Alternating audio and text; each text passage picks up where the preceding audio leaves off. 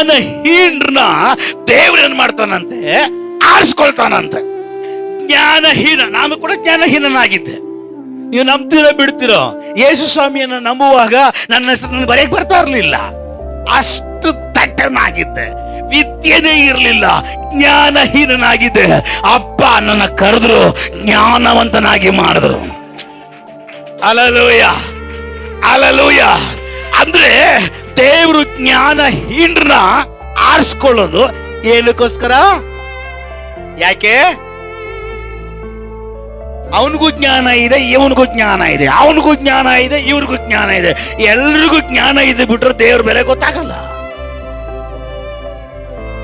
ಬಹು ಜ್ಞಾನವುಳ್ಳವನ ಮುಂದಗಡೆ ಏನು ಜ್ಞಾನ ಇಲ್ಲದವನ್ನ ಆರಿಸ್ಕೊಂಡು ಸ್ವರ್ಗದ ದೇವರು ಜ್ಞಾನದಲ್ಲಿ, ಮಹಿಮೆಯಲ್ಲಿ, ಕೃಪೆಯಲ್ಲಿ ತುಂಬುವಾಗ ಆ ಜ್ಞಾನವಂತನ ಗೊತ್ತಾಗುತ್ತೆ ದೇವರಿದ್ದಾನೆ, ದೇವರ ಶಕ್ತಿ ಇದೆ, ದೇವರ ಮಹಿಮೆ ಇದೆ. ಇದು ವರ್ತಮಾನ, ಭೂತ, ಭವಿಷ್ಯಗಳ ಕಾಲ. ಇದು ಕಲಿಯುಗ. ಅನೇಕ ಜನರು ಕಲಿಯುಗದಲ್ಲಿ ದೇವ್ರು ಇಲ್ಲ ಅಂತ ಹೇಳುವಾಗ ಅಂತ ಜ್ಞಾನಿಗಳ ಮುಂದಗಡೆ ಜ್ಞಾನಹೀನರನ್ನ ದೇವರ ಆಶೀರ್ವಾದ ಮಾಡುವಾಗ ಕಲಿಯುಗದಲ್ಲಿ ಜನ ಹೇಳ್ತಾರೆ, ಇಲ್ಲ, ಇವನ ಪಕ್ಷ ದೇವರಿದ್ದಾರೆ, ಇವತ್ತಿಗೂ ಕೂಡ ದೇವರಿದ್ದಾರೆ. ಬೇರೆಯವರಿಗೆ ದೇವರು ಇದ್ದಾರೆ ಅನ್ನೋದು ಗೊತ್ತಾಗೋದು ನಿನ್ನ ಮೂಲಕವಾಗಿ. ದೇವರು ಡೈರೆಕ್ಟ್ ಆಗಿ ಹೇಳಿ ಬಂದು ನಾನು ಇದ್ದೇನೆ ಯಾರು ನಂಬಲ್ಲ. Alleluia, alleluia. ದೇವರಿದ್ದಾನೆ ಅಂತ ಹೇಳಿ ಜನರಿಗೆ, ಪ್ರಪಂಚಕ್ಕೆ, ಜಗತ್ತಿಗೆ ಗೊತ್ತಾಗಬೇಕಾದ್ರೆ ಅದು ಮನುಷ್ಯರ ಮೂಲಕವಾಗಿಯೇ. ಮನುಷ್ಯರನ್ನಿಟ್ಟೆ ದೇವರು ಪ್ರಕಟವಾಗ್ತಾನೆ. ನಿನ್ನನ್ನಿಟ್ಟು ದೇವರು ಪ್ರಕಟವಾಗಲಿಕ್ಕಾಗಿ ಇಷ್ಟವುಳ್ಳವನಾಗಿದ್ದಾನೆ.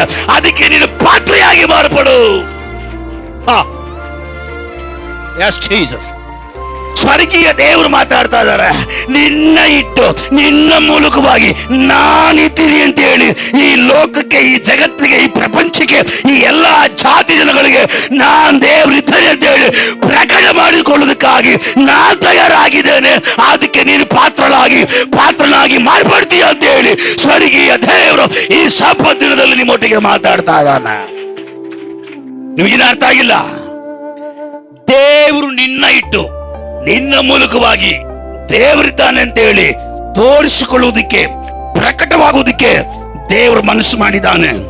ಆ ಮನಸ್ಸಿಗೆ, ಆ ಕೆಲಸಕ್ಕೆ, ಆ ಕಾರ್ಯಕ್ಕೆ, ಆ ದೇವರ ದರ್ಶನಕ್ಕೆ ಅದನ್ನು ನೆರವೇರಿಸುವ ಪಾತ್ರೆಯಾಗಿ ಈ ದಿನಗಳಲ್ಲಿ ನೀನು ಮಾರ್ಪಡಬೇಕಂತ ಹೇಳಿ ಸ್ವರ್ಗೀಯ ದೇವರು ಈ ಬೆಳಗಿನ ಜಾವದಲ್ಲಿ ಮಾತಾಡ್ತಾ